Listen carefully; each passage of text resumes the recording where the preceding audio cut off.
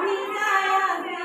ପାଳନ କରିବା ହୋଇ ଏକାଠି ଆମ ଜାତି ପିତା ଜନ୍ମ ଦିବସ ପାଳନ କରିବା ସଭିଏ ଆସ ଗ୍ରାମ ଗୁଜୁରାଟ ପୋରବନ୍ଦରରେ କୌଳିକ ବଣିକ ପରିବାରରେ ଜନମ ତାଙ୍କର ଅକ୍ଟୋବରରେ 2 ତାରିଖରେ ମନେ ପଡ଼େ ରେ ସେହି ଦିନଟିକୁ ସ୍ମରଣ କରି ଫୁଲମାଲା ଦେବା ଦୀପଟେ ଜାଳି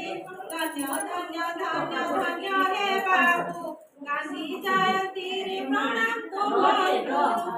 ଗାନ୍ଧୀଜୀଙ୍କ ନାମ ଆମେ ଗାଇବା ତାଙ୍କ କାର୍ଯ୍ୟକୁ ଯେ ମନେ ରଖିବା